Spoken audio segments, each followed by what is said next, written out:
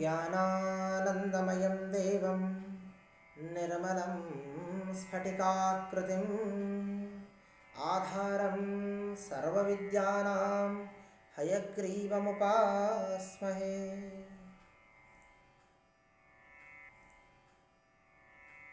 श्रीमद्भ्यो गुरुभ्यो नमः। नमस्कार प्रिय मित्रों, मैं डॉक्टर दुर्गा शरणरथ वैदिक कक्षा में आप सभी को स्वागत करता हूँ। आज हम वेदों के विषय में विचार करेंगे। वेद क्या है, वेदों की क्या महिमा है, वेद से इस प्रपंच की उत्पत्ति कैसे हुई है, इन सभी विषयों पे, वेदों के वैशिष्ट्य के विषय में आज हम लोग विचार करेंगे। महाभारत में वर्णन मिलता है कि अनादि निधना नित्या वागुत्सृष्टा स्वयंभुवा आदौ वेदमयी नित्या यतः सर्वाः प्रवृत्तयः। सबसे पहले वाणी की उत्पत्ति हुई है, वह वाणी वेदरूपी वाणी है। आदौ वेदमयी नित्या, वह वेद चिरंतन है, सत्य है, शाश्वत है, नित्य है, अपौरुषेय है। और यतः सर्वाः प्रवृत्तयः, जिससे सब कुछ उत्पन्न हुए हैं। ये भी वर्णन प्राप्त होता है कि सर्वेषां तु सनामानि कर्माणि च पृथक् पृथक् वेद शब्देभ्य एवादौ पृथक् संस्थाश्च निर्ममे। नाम तथा कर्म रूपी समस्त विषयों को प्रजापति ने वेद से ही संग्रह करके पृथक पृथक रूप से विवेचन किए हैं, बतलाए हैं। वेद शब्देभ्यः एवादौ पृथक संस्थाश्च निर्ममे। वेद से उन सभी शब्दों को संग्रहित करते हुए नाम कर्मादि रूप से विभाजित किए हैं, इस प्रपंच को सृष्टि किए हैं। वह वेद प्रत्यक्षादि प्रमाण से, जिसको हम साधन करने में असमर्थ हैं, जो स्वतः प्रमाण है, जिसके द्वारा सभी प्रमाणित होते हैं, वह वेद है। तैत्तिरीय भाष्य भूमिका में विद्यारण्य स्वामी बताते हैं कि प्रत्यक्षेणानुमित्या वा यस्तु पायो न बुध्यते एनं विदन्ति वेदेन तस्मात् वेदस्य वेदता। जहाँ प्रत्यक्ष अनुमानादि प्रमाण से हम जिसको सिद्ध करने में असमर्थ होंगे और जिससे हम उन्हें सिद्ध करने में समर्थ होंगे, वह वेद है। वेद से प्रत्यक्ष अनुमानादि प्रमाण को हम सिद्ध करने में समर्थ होंगे, परंतु वेद को प्रमाण करने वाला शास्त्र कुछ नहीं है। सभी शास्त्रों को प्रमाण करने वाला शास्त्र वेद है, क्योंकि यह समस्त शास्त्र उसी से उत्पत्ति हुई। शास्त्र योनित्वात्, इस ब्रह्मसूत्र के द्वारा यह विषय बतलाया गया है। यह वेद पितरों के, मनुष्यों के व देवताओं के चक्षुस्थानीय है। इस प्रसंग में मनुस्मृति में वर्णन मिलता है कि पितृदेव मनुष्याणां वेदश्चक्षुः सनातनः अशक्यं च प्रमेयं च वेदशास्त्रमिति स्थितिः।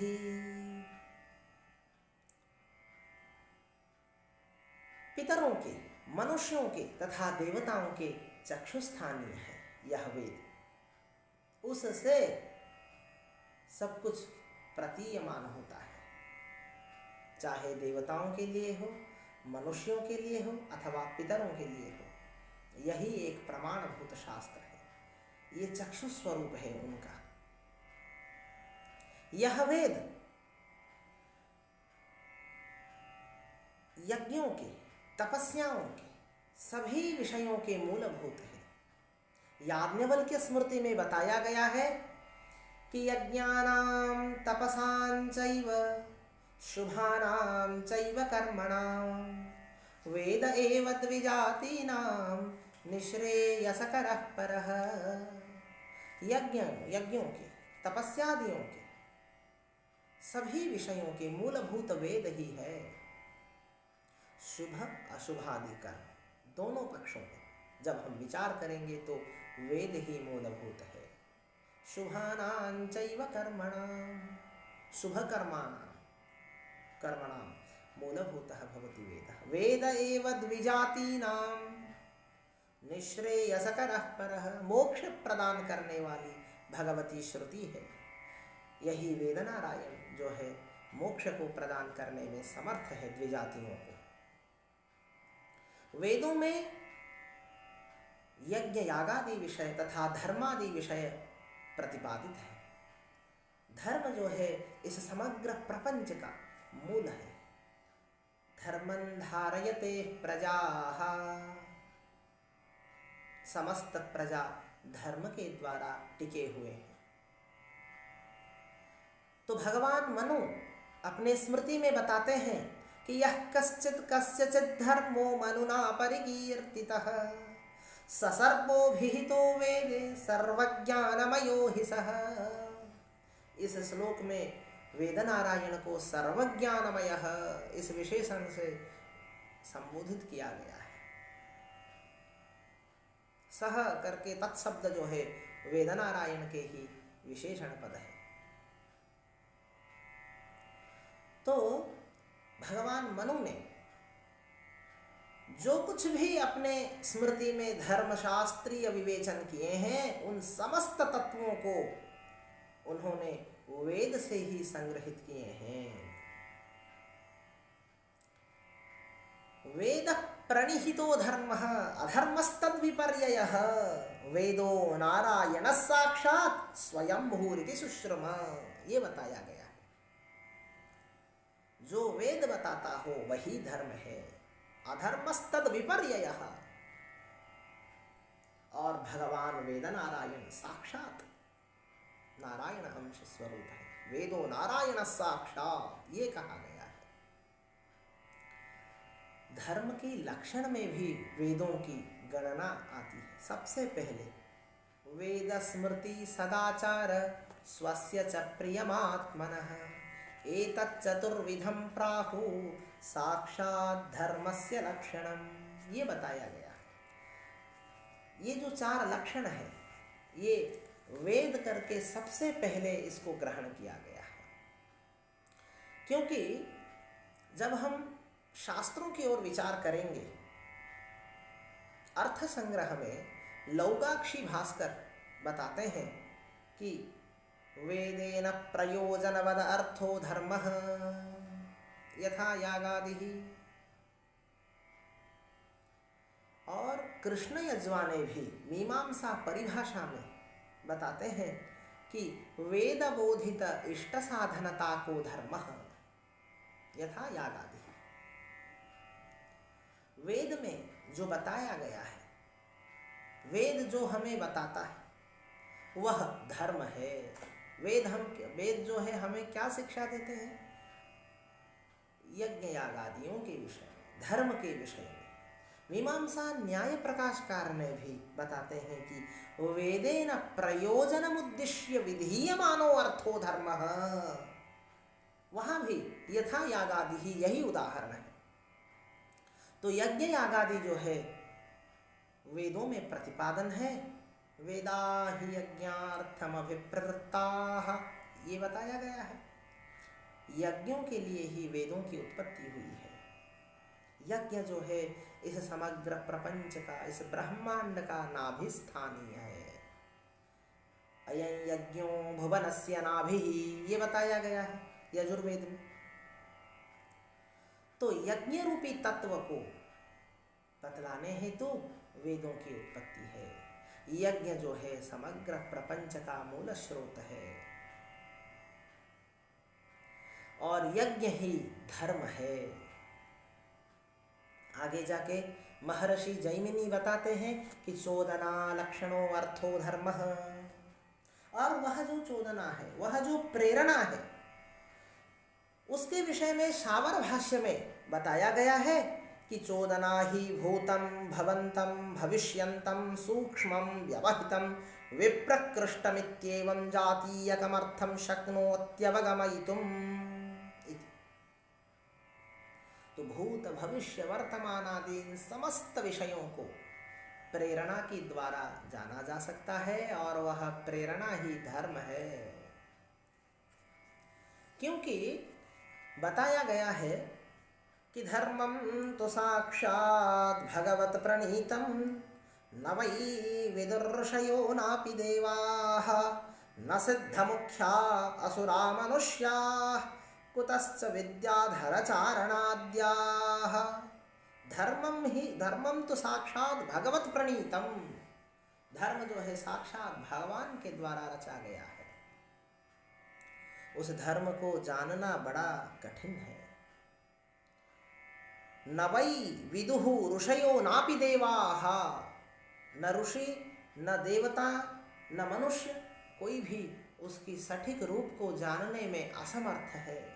तो फिर न सिद्ध मुख्या असुरा मनुष्याः कुतश्च विद्याधर चारणाद्याः। इनका क्या कहना है? विद्याधर चारण इत्यादियों के असुरों के विषय में क्या कहना है? जब देवता ऋषि मनुष्य आदि ही नहीं जान सके तो वे क्या जाने। इसलिए यह धर्म जो है वेद प्रतिपादित है, वेद प्रतिपादित है, वेद बोधित है यह धर्म। युधिष्ठिर यक्ष संवाद में महाभारत में यह वर्णन मिलता है। युधिष्ठिर कहते हैं कि तर्को प्रतिष्ठ श्रुतयो विभिन्ना नैको मुनिर्यस्य मतः प्रमाणं धर्मस्य तत्त्वं निहितो गुहायां महाजनो येन गतः स पंथा। भिन्न भिन्न श्रुति जो है अलग अलग प्रकार से धर्म को व्याख्या करते हैं। न एको मुनि ही यस्य मतः प्रमाणम, उस प्रकार का कोई एक महर्षि नहीं जिनकी वाक्य को हम प्रमाण रूप से माने कि यही धर्म है, क्योंकि अलग अलग महर्षियों का अलग अलग मत है। धर्मस्य तत्वं निहितो गुहायां, धर्म का जो तत्व है वो अज्ञान रूपी गुफा में छिपा हुआ है। अतः बताया गया है कि महाजनो येन गतः स पंथा, पूर्व मनीषियों ने आचार्यों ने जिस मार्ग को अवलंबन किए हैं उसी मार्ग को धर्म मानते हुए हमको अनुसरण करना चाहिए। भगवान भी बताते हैं, श्री कृष्ण, यद्यदाचरति श्रेष्ठस्तत्तदेवितरे जनः स यत् प्रमाणं कुरुते लोकस्तदनुवर्तते। इसलिए महापुरुषों के, आचार्यों के, ऋषियों के, विद्वानों के द्वारा बतलाया गया मार्ग में चलना ही धर्म है। वेद में ईशावास्य उपनिषद में यह स्तुति प्राप्त होती है कि हिरण्मयेन पात्रेण सत्यस्यापि हितं मुखं तत्वं पूषन्नपावृणु सत्यधर्माय दृष्टये। इस मंत्र में ये बताया गया है कि जो है सत्यस्य अपिहितं मुखम, यह सत्य जो है उसका मुख अपिहित है। किस प्रकार का पात्र है? हिरण्मयेन पात्रेण, हिरण्मय पात्र में विद्यमान है और उसका मुख जो है बंद है, अपिहितम। अतः हे पूषण देव, तत्वं पूषण अपावृणु सत्य धर्माय दृष्टये। हे पूषण देव, उस आवरण को आप हटाइए। क्यों? क्योंकि सत्य को, धर्म को देखने में हम समर्थ बने। तो ये जो धर्म तत्व है, यह तत्व अत्यंत गंभीर है, गहन है, और यह धर्म रूपी तत्व वेद में अंतर्निहित है। तो महाजनो ये न गतस्स पंथा, ये बतलाया गया है। इससे ये सिद्ध होता है कि मनीषियों के, आचार्यों के वचनों को हमको विचार करना चाहिए, वेदाध्ययन नित्य करना चाहिए। इस प्रसंग में तैत्तिरीय श्रुति में यह प्रमाण प्राप्त होता है कि स्वाध्यायोध्येतव्यः, प्रतिदिन जो है अपने शाखा के अध्ययन करना चाहिए। जो परंपरा प्राप्त है, गुरु परंपरा प्राप्त है, कुल की जो परंपरा के अनुसार जिसका जो शाखा हो, उस शाखा को वह अध्ययन करे।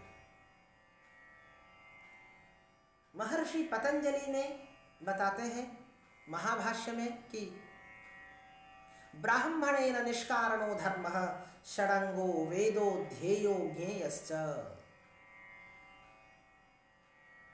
ब्राह्मण मतलब षडंगों का अध्ययन करना चाहिए, वेद का अध्ययन करना चाहिए, और साथ साथ अधीत विषयों के अर्थ का भी अध्ययन करना चाहिए। और निष्कारणो धर्मः, कोई कारण नहीं कि इसलिए वेदाध्ययन हो, अकारण से ही वेदाध्ययन करना चाहिए। भगवत्पाद श्रीमदादि शंकराचार्य जी ने भी वेद के प्रति श्रद्धा भाव रखते हुए सभी प्राणियों को यह उपदेश दे रहे हैं कि वेदो नित्यमधीयताम् तदुदितं कर्मस्वनुष्ठीयताम्। उपदेश पंचक नामक स्तुति में हर दिन वेदाध्ययन करना चाहिए। केवल अध्ययन नहीं, वेदों में बताए गए विषयों के ऊपर आचरण भी करना चाहिए। कर्मस्वनुष्ठीयताम्। अभी कुछ ही समय पहले हम लोग विचार किए कि वेदों में यज्ञ यागादियों के विषय में वर्णन है। तो ईशावास्य उपनिषद के द्वितीय मंत्र में कुर्वन्नेवेह कर्माणि जिजीविषेच्छतज्ञो समाः एवं त्वयि नान्यथेतोऽस्ति न कर्म लिप्यते नरे, ये बताया गया है। कथन जिजीविषेत् न कुर्वन्नेवेह कर्माणि, कीदृशानि कर्माणि? वेदोक्तानि अग्निहोत्रादिनी, वेदों में बतलाया गया अग्निहोत्रादि यज्ञ यागादियों को आचरण करते हुए शतम जिजीविषेत्, जीने की इच्छा रखने वाला व्यक्ति 100 साल तक वैदिक कर्म में लिप्त होते हुए जीना चाहिए। तो यज्ञ यागादियों के श्रेष्ठता को दर्शाते हुए इस मंत्र में ये बताया गया है। तो वेदों के नित्य प्रतिदिन अध्ययन होना चाहिए और वेदों में विद्यमान जो विषय है उनको आचरण करना चाहिए। यो नधीत्यद्विजो वेद मन्यत्र कुरुते श्रमं स जीवन्नेव शूद्रत्व मासु गच्छति सान्वयः। ये मनुस्मृति में बताया गया है कि जो द्विज, जो द्विजाति में अंतर्भुक्त है, ब्राह्मण क्षत्रिय वैश्य आदि, वेद को न पढ़ के, वेद में श्रम न करके अन्यत्र श्रम करते हैं, वो पशु योनि को प्राप्त होते हैं। यो नधीत्यद्विजो वेद मन्यत्र कुरुते श्रमम्। इसीलिए अगर श्रम हो तो वह श्रम वेद नारायण के लिए हो। वेद के इतर विषय में जो श्रम करते हैं उनका श्रम विफल होता है। जो भगवान वेदनारायण की सेवा करते हैं, वेदों के अध्ययन में ही प्रवृत्ति जिनमें दिखाई देती है, उनका क्या स्थिति है? उनकी भी प्रशंसा किया गया है कि वेद शास्त्रार्थ तत्वज्ञः यत्र कुत्राश्रमे वसन् इहैव लोके तिष्ठन् स ब्रह्म भूयाय कल्पते।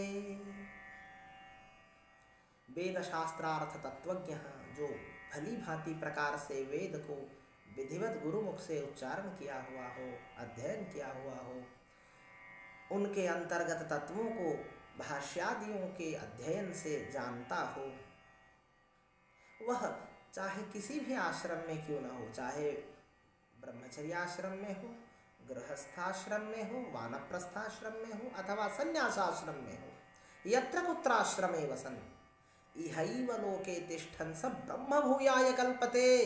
इस लोक में रहते हुए भी वह ब्रह्मलोक को प्राप्त करता है।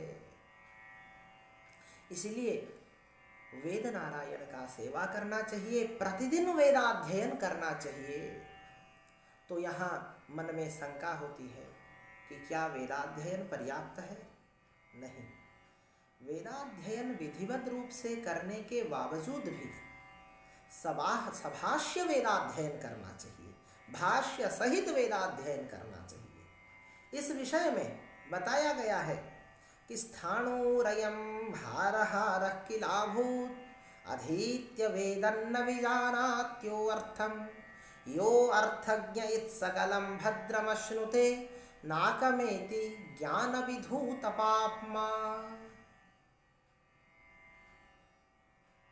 इस मंत्र के व्याख्यान अभी कर रहे हैं। स्थाणुरयं भारहारः किलाभूत् अधीत्य वेदम न विजानाति यह अर्थम। विधिवत रूप से गुरुमुख से भली भांति प्रकार से अध्ययन करता हुआ वह व्यक्ति जो अर्थ को नहीं जानता हो, मतलब विधिवत रूप से वेदाध्ययन करने के बावजूद भी जिसकी अर्थ में गति नहीं है, जो वेदों के वर्णन अथवा वेदों में वर्णित मंत्रों के भावार्थ को, अर्थ को जो न समझने में असमर्थ है, वह कैसा है? स्थाणु अयम, स्थाणुवत है। भारहारः किलाभूत्, वह वेदरूपी भार को ही वहन कर रहा है। अधीत्य वेदन्न विजानाति यो अर्थ, तो जो अर्थ को जानता है उसका क्या फल है? यो अर्थज्ञः इत्सकलं भद्रमश्नुते नाकमेति ज्ञानविधूतपाप्मा। बताया जाता है कि जो वेद को अध्ययन करके वेद भाष्य को भी अध्ययन करता है, भली भांति प्रकार से वेदों में वर्णित मंत्रों के अर्थ को सटीक रूप से जानता है, उन तत्वों को जानता है, वह निष्कल्मष होके, पाप रहित होके, विधूत पापमा करके प्रयोग है, निष्कल्मष होके नाकमेति स्वर्ग लोक को प्राप्त करता है। अत्यंत मंगल वेद रूपी मंत्रों को अध्ययन करके, भाष्यों को अध्ययन करके वह स्वर्ग लोक को प्राप्त करने में समर्थ होता है। इससे यह स्पष्ट होता है कि केवल वेदाध्ययन पर्याप्त नहीं है, वेदाध्ययन के साथ साथ भाष्यों को भी अध्ययन करना चाहिए। इसीलिए महाभाष्यकार पतंजलि ने बताए हैं कि षडंगो वेदो ध्येयो, और आगे ज्ञेयश्च, अर्थ भी जानना चाहिए। इसके ऊपर दूसरा उदाहरण यह है कि यदधीतम विज्ञातम निगदेनैव शब्दते अनग्नाविव शुष्केन्धो न तज्ज्वलति कर्हिचित्।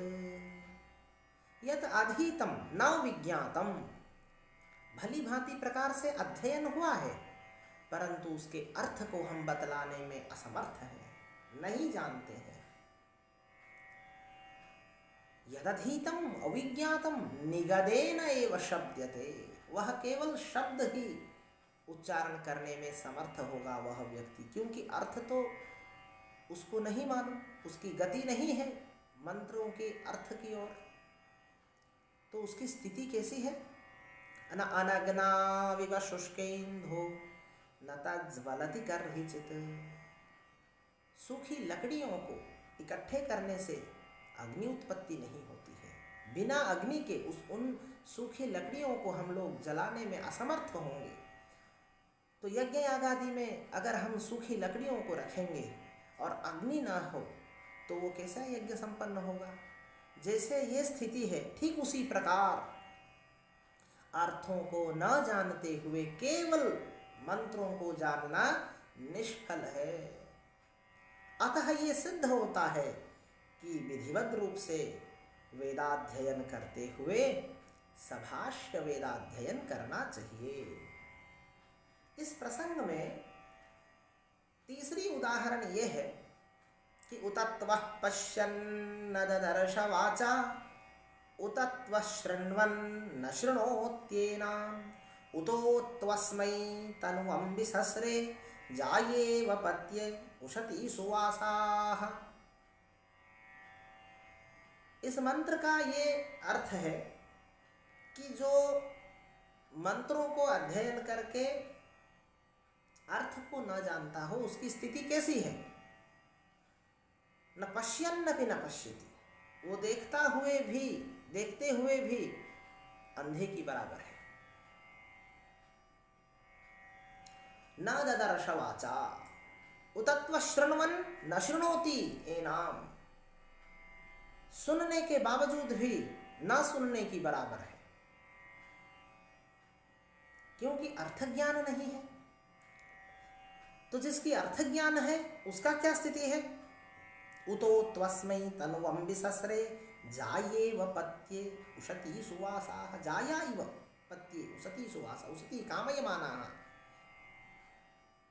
कामयमानाः काचित् स्त्री यथा स्वपत्ये तनुवं विसस्रे इत्यादि। जैसे कोई पत्नी अपनी पति को निर्वस्त्र होके आत्मा को समर्पित करती है, शरीर को समर्पित करती है, ठीक उसी प्रकार जो शब्द के अर्थ को जान जाते हैं वे शब्द खुद को समर्पित कर लेते हैं, क्योंकि अर्थ तत्व को जो जान जाते हैं वो शब्द उनके अधिकार में आ जाते हैं। तो उतोत्वस्मै तनुवं विसस्रे, ये दृष्टांत है, ये उदाहरण है। जाया इव पत्ये उसती सुवासाः करके। तो इससे ये अर्थ स्पष्ट हो रहा है कि वेदों के अध्ययन करते हुए सभाष्य वेदाध्ययन करना चाहिए। अब तक हम जो है वेदों के विषय में महिमा विचार किए, उन वेदों में धर्म रूपी तत्व अंतर्निहित है और वे धर्म वेद से ही सिद्ध हो सकते हैं, क्योंकि यज्ञ यागादि का मूल स्रोत वेद है। वेदों में ही यज्ञ यागादि वर्णन है और यज्ञ यागादि ही धर्म के स्वरूप हैं। तो धर्म को परिपालन करने के लिए वेदों के अध्ययन करना नितांत आवश्यक है, परंतु वह अध्ययन केवल शब्दगत अध्ययन ही नहीं अपितु अर्थगत अध्ययन भी आवश्यक है। तो वेदों सहित अंगादियों के अध्ययन व भाष्य सहित अध्ययन आवश्यक है। इस प्रकार के जो है हम लोग इस कक्षा में वेद के महिमा के विषय में तथा वेद के अध्ययन प्रशंसा और सभाष्य वेदाध्ययन प्रशंसा के विषय में विचार किए। आगे की कक्षा में हम लोग वेद भगवान के ऊपर आगे की चर्चा करेंगे। धन्यवाद।